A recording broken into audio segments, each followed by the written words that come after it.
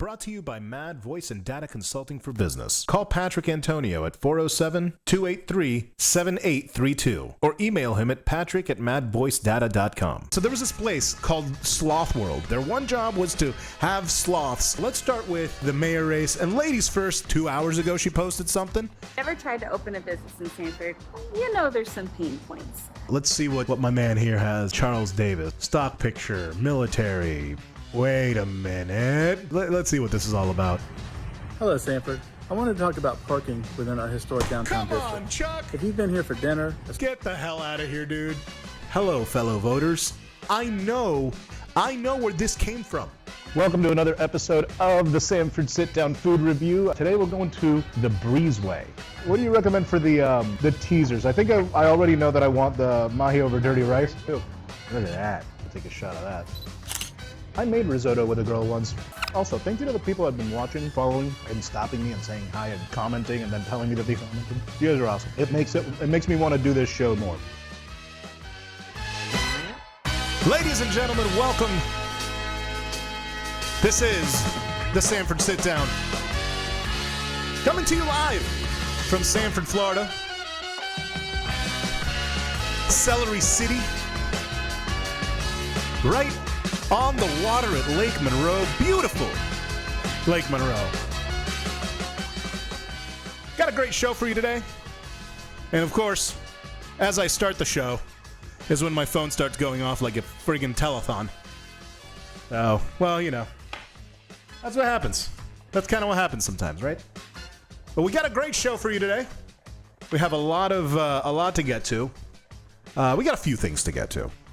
But not, including but not limited to, the sloth story that has been riveting the nation out of Central Florida. There was a place called Sloth World that neglected some beautiful cute little sloths. And the Central Florida Zoo right in my backyard, right here in Sanford. I literally pass it every day on my bike rides. Your phone is acting like a phone. So absurd. I know, exactly, right? I know. So people are calling me while I'm trying to do it. Anyway, not the point. So the Central Florida Zoo, right here in my backyard in Sanford, comes to the rescue of these poor sloths. But unfortunately, they've lost 3, I think, at this point. This video that I'm going to share with you guys is going to be from, I believe, 12 days ago or so. So I've watched a couple of the newer videos, and the only silver lining is here that we have a place like the Central Florida Zoo that cares about it, and also that there's a fundraiser right now going on. The guys over at Sunshine State Threads, yeah, so they're doing they're doing a fundraiser. You can buy a T-shirt. We'll put the link in the description of the show. But anyway, so there was this place called Sloth World that apparently neglected the very thing that they made their entire thing about. That's their one job. Their one job was to have sloths and presumably take care of them. But they did not, because apparently they don't know what they're doing. And the fact that this species, apparently according to experts, that this species is even legal to own is crazy. So, they're living creatures. They shouldn't be treated in that manner. But also, the fact that it was their whole image and money and stuff. So it didn't make sense from a business perspective, it just didn't make sense. So while there are now 3 sloths that have died from the negligence, Sanford's own, Central Florida Zoo, coming to the rescue and trying to save as many of these as possible. I just saw a news conference with the CEO, the head honchos, over at Central Florida Zoo, and they have dedicated an entire team. They're doing all kinds of really cool shit, man. They're so cool. I love the Central Florida Zoo. Shout out to them. Go check them out all the time, every time. Need to take the nephews out there again. But yeah, so this clip, let me pull it up here, because this clip is from the first one of the first stories that came out from this unfortunate event. Helping this evening, Sloth World's closing before it even opened. The planned iDrive attraction won't open its doors after wildlife officials uncovered new details on how 31 sloths all died. West Shoe's Gail Pascal Brown in the studio. And Gail, 13 sloths got today to the Central Florida Zoo. Yes, they did indeed. And the CEO of the Central Florida Zoo said they're getting the best care possible right now. They're undergoing some testing, and these sloths are now basically going to get some physical assessments, and then there'll be some blood and urine samples. The 13 will be quarantined for 30 days. They reached out on Monday and said, you know, would you be interested in taking some animals as a donation? They refers to Sloth World in Orlando. And Richard Glover, CEO of the Central Florida Zoo in Sanford, said his team was eager and wasted no time setting up the quarantine areas for 13 sloths, which were delivered to the zoo on Friday at the request of Sloth World. This all comes after Florida Fish and Wildlife shared details of the deaths of 31 sloths in late 2024 and early 2025 at a warehouse on International Drive less than 5 miles away from Sloth World. A spokesperson for Orange County said the last inspection was 2021 and the building was permitted to store cars, not animals. Jesus However, Christ. an FWC unannounced inspection last month showed the facility was clean and the food area very clean. Regardless of conditions, Congressman Maxwell Frost said, Killed 31 sloths, you don't know what the hell you're doing. You're trying to evade accountability from both the public and the government. He later tweeted, "Good news, Sloth World has been shut down and will not open. I'll keep fighting for accountability and animal welfare." Richard Glover says the 13 two-toed sloths he received from Sloth World were imported from Guyana and Peru, South America. They will be quarantined at the zoo for 30 days to assess what kinds of medical conditions they're in. We have cared for sloths for decades here at the Central Florida Zoo, so we have the team that understands what they need and how to care for them. And so we're prepared, we're ready, and we want to give them the best chance they can have. How long will they be here at the Central Florida Zoo? So that's a good question. They'll be here at least 30 days. Some of them may be with us permanently, maybe a few, but the rest of them will be placed at AZA accredited zoos like us across the country. AZA is the Association of Zoos and Aquariums and meets the highest standards in animal care and welfare. The medical expenses and testing for the sloths at Central Florida Zoo will no doubt run into the thousands and thousands of dollars. The zoo will continue to give updates on the 13, and if you want to donate, if you like, you can do so. We have the zoo's page on wesh.com. Back to you guys. All right. That's yeah. So like they said, you can donate if you want. There's also a Sunshine State Threads and a few others put together this fundraiser that you could participate in, buying one of their T-shirts. I believe they're $35, so they're not terribly expensive by today's standards, and they're great shirts. You get I can attest to the fact that they have Sunshine State Threads makes a good shirt. So you'll have a great shirt, good quality, good cause. I will make sure and put that link in the description.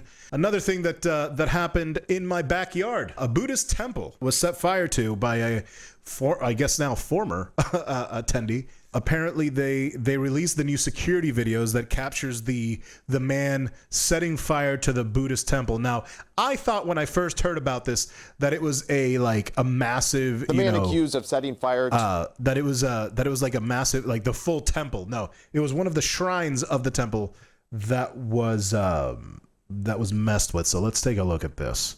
This is out of Wesh or Click Orlando. News 6. The man accused of setting fire to a Buddhist temple in Sanford off of Narcissus Avenue has been ordered to remain in jail without bond. I'm your Seminole County community correspondent, Mark Lehman, and we're also hearing for the first time 911 calls associated with all this. Behind me, you can see some of the items that have been knocked over and smashed in. Members have taken us through other damage on this property as well, which they describe as devastating. Surveillance video captured every moment of the destructive tirade, from pushing things over, grabbing and kicking, to when the fire starts inside this Buddhist temple in Sanford. That's when the message was relayed to 911. Are you saying there are people actively trying to burn the building? Yes. People try to do something crazy in our temple right now. We got to look through the path of destruction from when police say a man deliberately damaged the temple. By the time officers arrived, they say Singasuk Fanavong damaged the windows of this van, burned the worship hall, and sped off. There's a hold been placed on you out of Seminole County for fleeing or attempting to elude. He was caught and arrested after a chase into Volusia County. It was some type of mental health crisis. Temple representatives tell us it was targeted, and what took one night to destroy will take much longer to rebuild. We're not mad, but we just don't understand why. You're not mad. We should know why.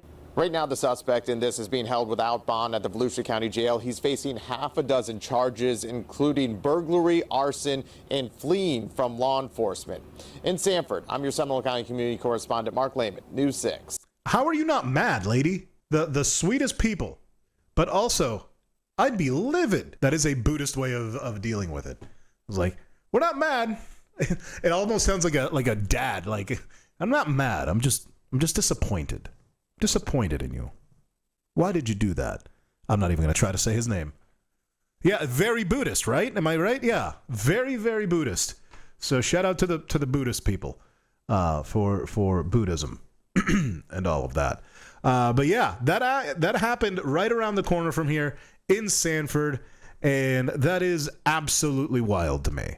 You know what? Of all of the religions to get burned by a member, the Buddhists, really? If you gave me 1,000 tries, the Buddhists would not be it. It would probably be the evangelicals, just based on my experience as an evangelical when I was one. I think that there's something to be said for angry people in the Christian realm because of all that's happened and everything. Wait, Buddhism isn't a religion? See, my sister's schooling me over here. So Buddhism apparently is. I guess is it one of those things like Christianity where it's not a religion, it's a lifestyle. Like it's not a religion, it's a relationship. That was the old Christian saying.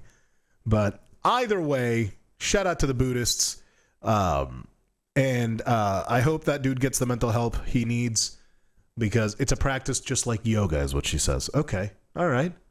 So is there does yoga have an afterlife too, or is that okay? We're gonna have to sit down. I'll have to burn one, and you have to tell me more about this. But we'll do that later because we have more Sanford stuff to deal with over here. Former Sanford officer. Oh no, this is so there are two stories about people, students, or people of authority at a school having inappropriate relations with young people, and that to me is insane, but all too apparently common. Yeah, this is it right here. It's the document that details everything we know so far about this new case and the new victim, another 17-year-old girl at Seminole High School. Now, we first told you about Pedro Da Silva back in January. This is some video from when he first faced a judge after he was arrested the first time. Da Silva's latest arrest report says after Sanford police first shared this story publicly, they got a tip on social media that Da Silva was allegedly talking to other students at the high school. Jesus, dude. They talked to another 17-year-old girl who claimed Da Silva also made inappropriate comments to her, showed her explicit photos, and even grabbed her inappropriately in an elevator at school. Now, we are reading through this report. We'll share everything that we are learning both on air and online. We'll also be here at the jail when Da Silva faces a judge this afternoon. That should happen around 2 o'clock. We'll keep you updated. Bro, For now, I'm live in Sanford. Catherine Silver, News 6. The way that this happens is through exercising your authority over these people and over these children, because that's what they are, children. And it's insane that's still a thing. Right so close to here, so close to home, right here in our high school, the high school. I think this is the only high school in Sanford, isn't it? There was another case where a lady, an economics teacher took her male student and brought her to live with her, and got ratted out by the daughter, like the reverse of this one, except for she was not a cop, she was an economics teacher, still again exerting their authority over people. That's all this is. And this lady, or this person, this cop, at this point it's like three people, three girls. Insane. I hope that he gets what he deserves. What a piece of garbage. Yeah, but we did cover it in January. So, Deltona woman and a teen babysitter shoot at car in a Facebook argument. Deltona being Deltona. Holy crap. Ines Jonjic, 15 years old, charged with shooting into an occupied vehicle. A Facebook argument led to gunfire. Holy crap, dude. You know, being somebody that works on a stage every week and talks a lot of shit, I have to say, sometimes this crosses my mind. Thankfully, I'm not a girl, and you know, like I'm a pretty big dude, and it's fine. And there's security and stuff where I work at, so it's fine. But like this is a thing that happens now. A Facebook argument led to gunfire in a Deltona neighborhood late, with a driver narrowly escaping after two people opened fire on her car, the Volusia County Sheriff's Office says. So deputies responded to Hemingway Drive just around the corner, just around midnight on Tuesday. The victim told investigators that I want you to hear this, the victim told investigators that she drove there to confront a woman that she had been arguing with on Facebook, and when she arrived, she said that she saw two people in the driveway, both holding handguns. Without a word exchanged, they both raised their arms and fired at her car. She saw muzzles flashes, heard gunshots, and her rear window shattered.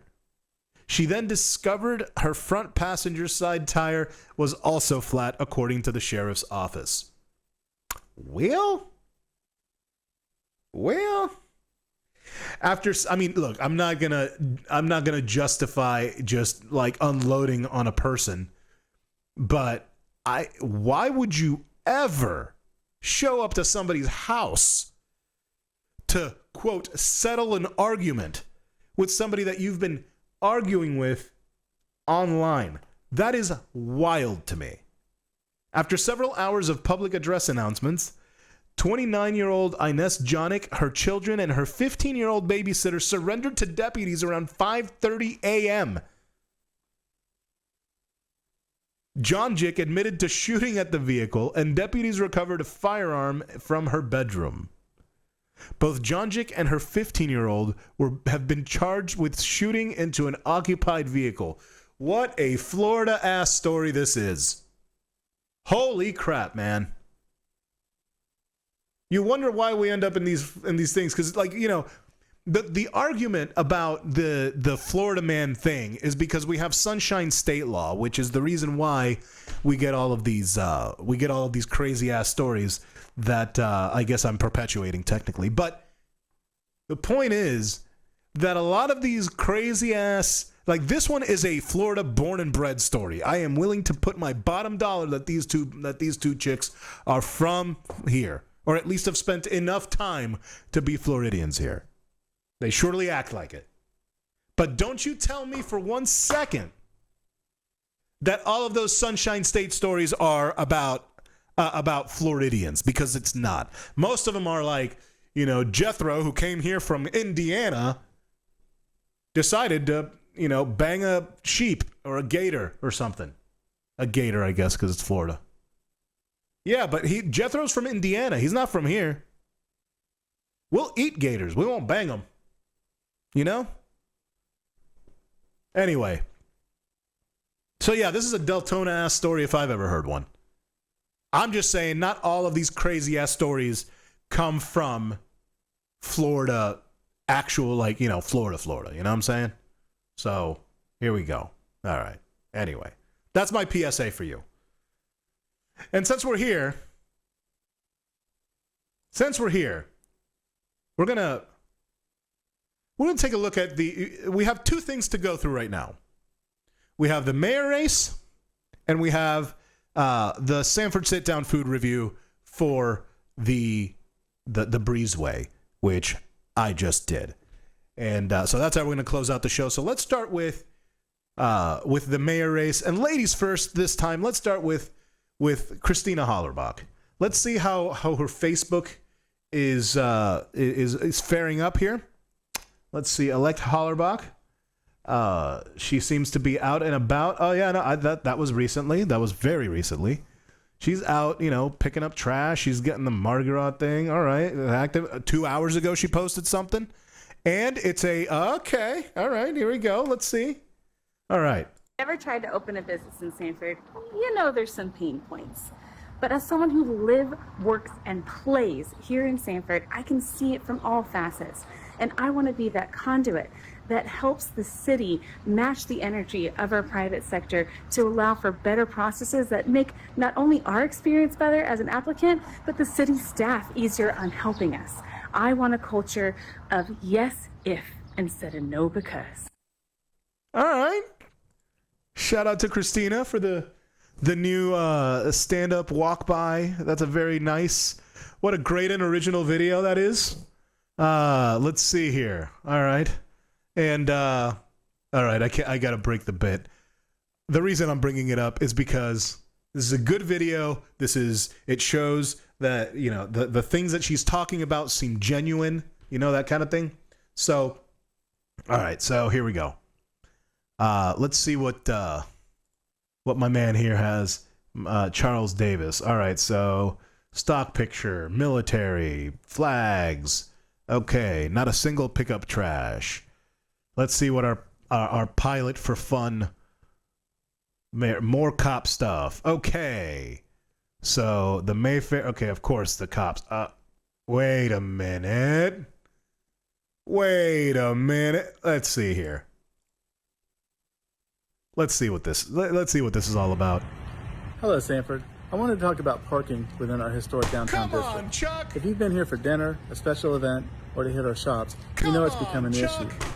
As chairman of the CRA, we were able to acquire 3 lots, which increased our downtown parking by over 100 spots to prepare for growth in the future.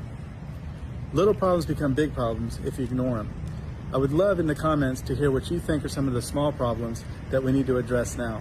Get the hell out of here, dude. Charles, come on, dude. Look, I know that, and I tried, and I know that Christina's a friend of mine and stuff like that. That's cool, whatever. If she was doing some stuff that just didn't land, that was man, it's just not you. The only thing that I could say about Christina's campaign, there was one line that she said something about Hollerbach, and I was like, oh, come on. But you know what? It's dorky. It's fun. I like it. It's fine. I grew to like it. But this screams of hello, fellow voters. That's what this screams of, man. And look, I just, for real, this blatant of and here's the thing. I know where the inspiration of this video, this style of video that Christina did, I know where this came from. I know where the inspiration of this stand-up shot came from. I know it because I've used it, and I know where that came from originally. I know where the inspiration came from. It came from a completely different type of video. It wasn't a political video. I have a client right now. We have a client at Zoin Entertainment called Caribex. They're an import-export company that does a lot of business in the New York area, New York, New Jersey, that area. One of the biggest viewed videos is Mamdani's video about taxes and taxing the rich. That was one of the biggest videos. So what did we do? We took inspiration from that. We're we know that this is going to be airing in that area. So we're going to do a video with those same shots and that same inflection and that kind of thing, so that it is a blatant inspiration about the taxes, except for it's about the company that we're talking about. This is us looking at another company that's doing the exact same thing we are and just ripping them off. That's what this is. Straight up and down, man. Straight up and down. And this doesn't help. This doesn't help being... I am hoping that the culture that we have now been... that we're now kind of... We're getting sick of the cookie cutter stuff where more authenticity, more being yourself, more being I hope that translates to the voting booth, Because, man, that's going to be when we really start thriving, when we have people that are actual people, that are not like talking canned lines. To me, and this, you know, this might be a bias on my part, but the fact that the whole I fly planes for fun, dude, read the room. I mean, I'm sure, you know, Christina's doing fine, but she's not flying planes fine, I don't think. So what I'm saying is that even if she was, I don't know about it. If she was and she's not doing it because she's taking her time doing better things with that money, I'm guessing. And that's just based on hearing her talk before. Anyway, but I can't stress it enough. Go to the voting booth. Go vote. Vote Hollerbach. At least that's what I'm going to do. But vote. Vote whoever you're going to vote for. Vote. Go out and be active in the community, because local politics will be more effective in your day-to-day life than any national politician could ever be. That's my pitch to you. That is what I think you should do. I've been very active when I've been on both sides of the aisle. I've been very active politically. With that said, let's do this food review. Yeah. Shout out to the Breezeway. It was a great experience. So here it is. Welcome to another episode of the Sanford Sit-Down Food Review. Today we're going to the Breezeway. It is breezy, right? I didn't even plan that. All right, let's go get some food. I have to say, I do love a place that just lets you come in and sit down. Very chill. So I kind of already know what I want. What do you recommend for the teasers? I think I already know that I want the mahi over dirty rice. That's really good? That's good, yeah. Yeah, because I mean, you guys are named the Breezeway. I figured you probably have some fish stuff that's really good. A lot of the seafood's really good. Yeah. Fish and chips, anything fish, you can't really go wrong. See, this is how I know I can trust you. I love me a good tuna. I don't like mushrooms that don't make me trip. The firecracker shrimp. Okay. Let's do an order of the firecracker shrimp, the mahi over dirty. I should probably do a drink review too at some point. So far, nice ambiance. This is a great little area. I'm surprised that I haven't been here. After being here, I mean, I've been here like 5 years. But I've been around this area for 25 years, 30 years. So I'm gonna concentrate on places I've never been to before. All right, it got here. Firecracker shrimp. Here we go. Oh wow. Oh, that's very good. We'll see what their coleslaw's like. Yeah. I like the coleslaw. Could use a little bit more mayo or whatever the coleslaw sauce is, but just a little bit, not much. When it comes to food, I don't want to peel shrimp or pull the tail out or anything like that. I just want to stab it and eat it. The firecracker shrimp, not very spicy, but it's very good. Presentation's nice. You know what? Time to put the hair up. It's when you know I mean business. Also, thank you to the people I've been watching, following, and stopping me and saying hi and commenting and then telling me that they commented. You guys are awesome. It makes me want to do this show more. If you haven't followed so far, please follow. It definitely helps. And yeah, I'm just thankful. If I wasn't very hungry, this is really good. Phenomenal. Very chill atmosphere. I like it too. Look at that. That risotto. Wow, this is really pretty. I'm gonna take a shot of that. It's a very pretty presentation too. Holy crap. All right, here we go. I almost feel bad breaking it. Like, look at how beautiful it is. Anyway, here we go. My God, this is, wow. That is phenomenal. The fish, it breaks off just at the right time, but like, look at that. There's like a sweet, I don't even read what's in it. I just read the title and then go, yeah, that looks good, let's go. Oh, but it's delicious. It's like sweet, but there's peppers in there too. I made risotto with a girl once at my house. It was like kind of like a date thing. And turns out risotto is really annoying to make. There's no way I'm gonna finish it. So I'm definitely taking it to go. It'll be my post show meal, you know? The rice is really good too. Very flavorful. I'm very happy with this. Good job, the Breezeway. Yeah, the Breezeway is the proper name. So good job, the Breezeway. It's not good job, Breezeway, which I guess would be also, anyway, doesn't matter. Good job, the Breezeway. I'm not surprised. Sanford is just full of good food, but Well, the Breezeway was a great experience. The mahi gets a 9, the firecracker shrimp gets a 9, the risotto gets an 8.5. The total bill came out to about $65 after tip. It's a fish dish, and it's more expensive typically. I wouldn't call it a high-end restaurant, but one of the higher-end restaurants in comparison to its surroundings. It's kind of on par with with the Current, which is right down the street. And yeah, so far great experience, great job. And now back to you, Zwain, in the studio. Thank you, Zwain in the street. Zwain in the street? I don't know. We'll figure that part out. Thanks so much for hanging out. My name is DJ Zwain. This is the Sanford Sitdown. Shout out to Mad Voice and Data Consulting for business. Shout out to Patrick Antonio. I got some stuff brewing with a couple of places in Sanford, and at least one that's worth the drive, the 20-minute drive out of Sanford. I'll tell you more about it next time. Until then,